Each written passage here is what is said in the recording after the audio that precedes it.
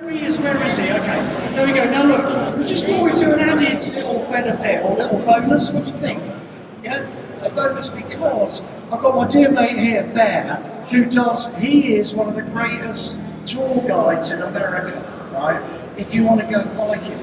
But I don't know whether anyone's planning a tour or a ride, something abroad, ride of a lifetime. I thought it might be quite good to get a quick heads up from Bear, just any advice if you're thinking of planning a holiday or trip. Is that a good idea? Yeah. Oh, great. Would you welcome Bear for Orange and Black?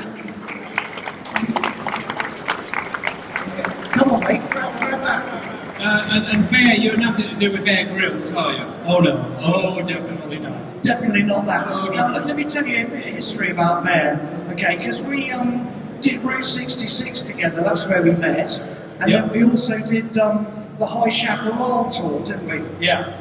Which was incredible. It's been a great time. We were going all through the Southwest, the deserts that you love. I love the deserts. Riding in the deserts is like riding in an oven. That's all I know. And I love that. But look, tell me right now, okay, because loads of people come up to me and ask, should you go and hire a bike, right, and then find your own way, let's say, to LA from Chicago, or is it a good idea to be on a tour with a tour guide? What's the difference, really? Well, okay, so you're talking Route 66 if you're talking Chicago to LA, okay? Yeah. Well, you know it well. You've done it twice on your own and then once with me, right? Yeah. So, the best part is knowing where it is. That's the hardest bit. There's 3 original alignments of Route 66. There's 1926 to about mid-1930s, then the mid-1930s up until 1954, when they had the Good Roads Act and realigned it once again and expanded the motorway. So they expanded it even more. And then there's 1954 through 1984. So there's about 8,000 miles of Route 66 with the different alignments. If you don't know where it is, you're going to spend more time looking for the route than you are riding it. So Okay, that's the one tour that I strongly recommend anybody do, a guided tour. That's what makes the difference on that one. Does the navigation system not tell you or not? Well, the problem is it goes right alongside the motorway in a lot of places. Some places it's right underneath the motorway, like in Arizona. So it'll put you, if you put it in a sat nav, it'll put you on the motorway. That's not Route 66. Route 66 is right beside it. So you need to see stay on it. I was on the motorway the whole way. Oh yeah. That's it. Not with me, you weren't. I know you weren't. Yeah, but he probably couldn't follow you. Can I just tell you a quick story about Bear? Sorry, we haven't planned any of this. But we were on Route 66, right, in the deserts in Arizona. Oh, God. In the deserts in Arizona, right? And Flagstaff is really high up, okay? Like, really high. I don't know how many are like. He'd tell you 1,000 feet. Anyway, we stop at the service station and then his monitors on his motorbike. He's got what's called a Doppler radar, right? And he says, it's snowing up there. I went, don't be stupid, it's a bloody desert. He said, no, it's snowing, get your wet weather gear on. What? So I get the wet weather gear on, we get up there, and sure enough, he says, we're going to go on the freeway because you can ride in the tracks that the 18-wheelers have made in the snow. We're not going on 66 because we'll fall off, right? So we go up, I think he's talking absolutely, if he took his trousers down, I could hear what he was saying. And we go up there, right? Suddenly, boom, and it's hail rather than snow. I promise you, on 66, it's yay deep, right? And on the freeway, sure enough, you can ride through where the 18-wheelers have been. And actually, it's quite funny. I always ride second to him. He was first. I saw him sideways. I thought, great, he's taking a nice path for me now. But the bottom line is that if I'd been riding that on my own, what do you call it? Self-hire, whatever. Self-guided. We have a self-guided tour. I'd have been in a lot of trouble. But because he knew it and he knew the road, and he's done Route 66 about 130 times, haven't you? Yeah, so about 130. But be honest, I stopped counting about 120. Yeah. So I've done it since then. So That's I've done just the route on a bike about 130 odd times now. So would you say that, because I think that's important, that you were a guided tour, I felt safe, everyone got there safe, and that's the key. A lot of people think with guided tours that you're riding really quick and all that kind of stuff, and I won't be able to keep up. That's nothing the case, is it? It's all about safety. No. Well, it's about safety, but it's also about actually seeing and experiencing it. And that's a big thing about the guided tours, because we have local tour guides. We're the locals. We know the areas. We know the best places to stop. Okay, we know the best places to have lunch. Don't trust a skinny chef. Okay, no. Don't trust a skinny tour guide. I could do that as a job. Yeah, you're in shape. Round is in shape. I'm in shape for About as round as I. Anyway, it's the bonus of doing the guided tour is that you get a local expert, someone who knows where they're going, the best stops to do, the best places to eat, and they're usually experts on the local area, the people, the history, what you want to see, what you want to do, and there's always someone to ask. There's someone to ask, hey, what is that? I have no idea what is that? And then, like me, I'll spend there talking 20 minutes to you on it until you tell me, okay, enough, go away.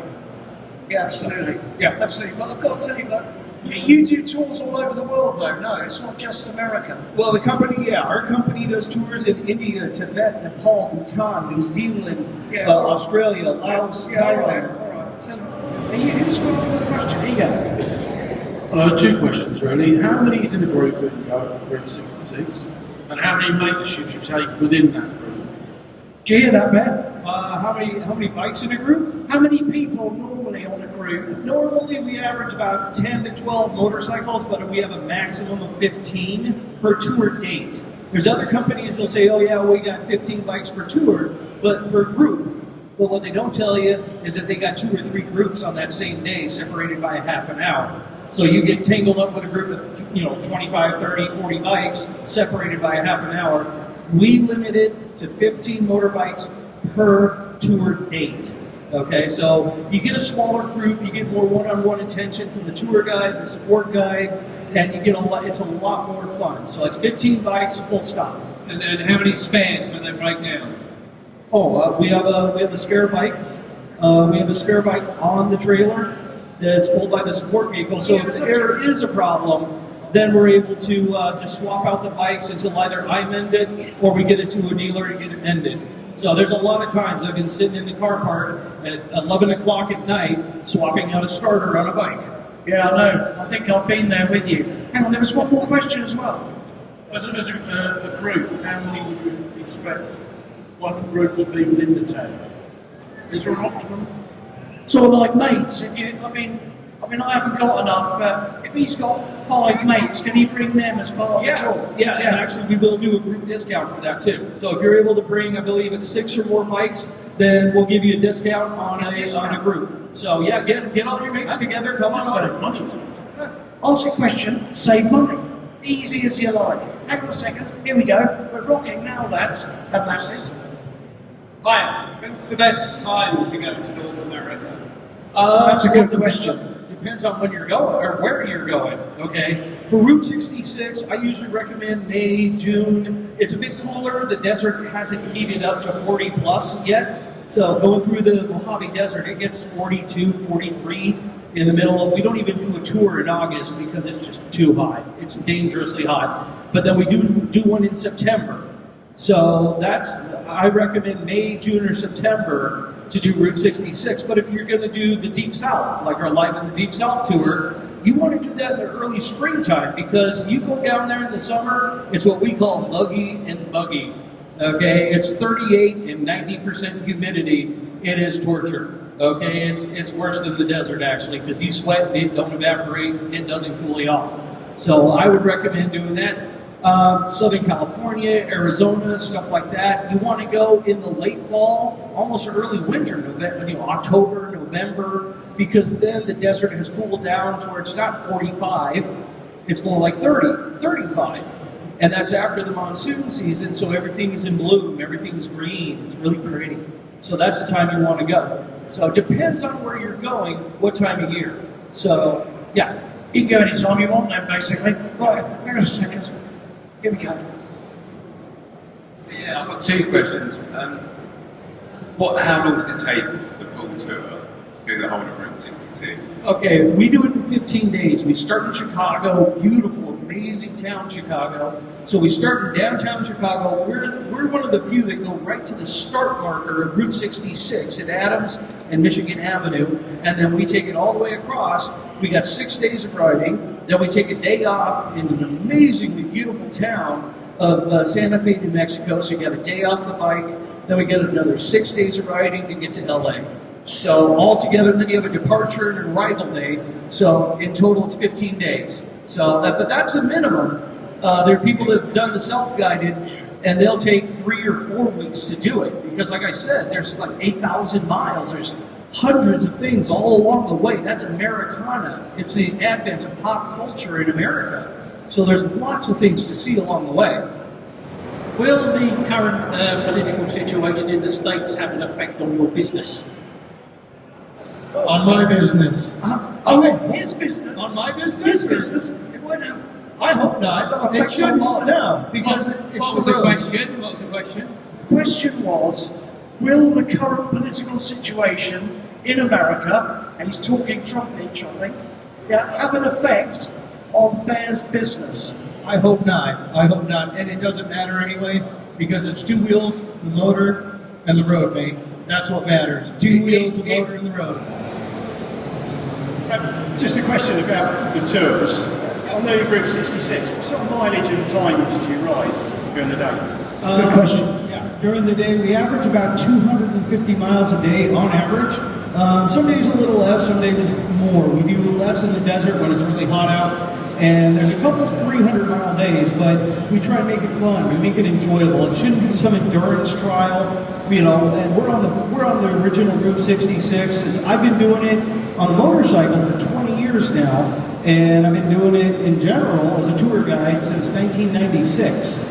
But so I know it well. So we're on the old road. So we're cruising along at 50, 55. We're not banging by it at 90 on the motorway. That's not the way to see it. You're there to experience it. You're there to enjoy it. We stop about every hour so you can get something to drink, go to the loo, or stop for petrol or something like that. So we make it enjoyable. It should be fun. You should be there to enjoy it, not just blow by it. So yeah. Exactly. Yeah, good one. Oh, hang on. Mandatory to ride a Harley. Oh yeah, you got to ride a Harley. You coming to the States, boy? You're riding a Harley. You hear me? What would you want to ride? I don't know, Triumph probably.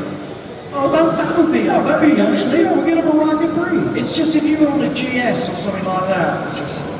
What you mean? That's okay. I've had a BMW. I had that old '78 Paris Dakar. Well, It's a brilliant bike. I was just making a point. All right. What you're saying really, you shouldn't. You're not supposed to be on something that's nice, quiet, smooth, and reliable. Good point, well delivered in my view. Yeah, that's probably true. I'd ride a Harley though, or an Indian. I'm up for that. You had fun on the Harley on both the tours we did together. I That was loved brilliant. it. I loved it. I've got to tell you though, we went off-roading, didn't we? Oh, it's that just street down the ride. Monkey Dug way. Just down that, remember that bit that went down the cliff that was dirt? Do you know what? There was this sequence, right, in the desert riding, and it was some kind of mountain pass, like that, and I'm on a Harley street ride, okay? And all the people at the top with me, everyone's kind of shitting it. And, because it's off-road, and it's, you know, what do you call those, switchbacks? Yeah, yep, Anyways, so I go down with Bear, right, he's just like this, you know what I mean? So I go, no front brake, Henry, just use the rear brake, you're going to be all right. Yeah. Anyway, it was absolutely fine, actually. But everyone was bricking it at the top. Everyone got down safely. Yeah, it goes down the Colorado Plateau, and it is about 2,000 feet down from the very top, and they've cut the road into the cliffside. So as you're going down, you've got 200, 300, 400-foot drops. There's no guardrail, and you're on dirt. But luckily, they paved the corners for you. Ooh. They did pave the corners, but basically what I'm trying to say is that everyone got down safely, and the feeling of satisfaction from people's faces, you know, that they've done something that they're really proud of, was immense, man. It was fantastic. Hang on, mate, I'm coming. I'll ask you about men's mental health. You go out on your bike and you've got friends. You feel that it's helped you to have good friends that you've got freedom of your bike, and shed that you've done? Do you think it's done you? No, I'm going to be very careful because I start crying now, so don't, do you know what I mean? What was the question, Henry?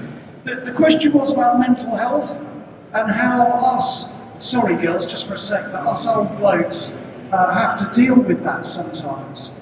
And for me anyway, the camaraderie within motorcycling, the people who are around you at any one time. I think as we get older, we need to have a safer place to be. Yeah, I don't want to go out and meet loads of people. I want to stay in my shed and be with my mates. Do you know what I mean? And Skid over there, look at him. I mean, he looks like he's been dragged out of something. He saved my ass. You know, he genuinely saved my life. And I do a lot of stuff on the mental health front, and I've had my own things. You get really nervous before you do stuff, and you don't know how to deal with it. All I know is that thanks to motorcycling and, you know, that community and the shed community, we can talk openly about, you know, issues and stuff like that, and that to me is a revelation. You know what I mean? So, you know, man, how's that affected me? Massively. Without it, I think I'd be in a lot of trouble. Seriously, people think it's all, you know, on television. It's hardcore, man. He saved my ass. Do you know what I mean? And I'll never ever forget that. So there you go. Now, speaking of that, it's just motorcycling itself. Going out for a ride on your own. Yeah. It's something that I call Zen time. It's time just to have you and the road and the bike and let everything melt away. And just ride and enjoy it, and don't let anything bother you. Just do the experience. It's Zen time is what I call it, and it's well worth it. It does wonders for mental health. No, just to say, I think a big round of applause. Thank you, Bear, for coming along. Oh yeah, my pleasure. Thank you for having me, guys. I've enjoyed it. For the day for Skid, who's over there, well done Skid, A for saving his life, but Alan Milliard that stood down there for building this machine down here and all the brilliant things he does. And we'd just like to say thank you very much for coming along today. It's been a brilliant day. Henry's going to be back out here, I believe, aren't you? Food Signatures and the other guys will be as well. But we've had a wonderful day here at the London Motorcycle Show. We've seen lots and lots of people. We've learned lots of things. We've taken the piss out of Henry all day long. Which is great. He's going to be really grumpy when we get back to the hotel later. No, I won't. I'll have a chicken tikka masala at happy days. And an early night. Well done. Thank you very much indeed for coming along. Nice day. And can I just say one other thing? Don't let the bastards grind you down. All right. Okay. Yeah.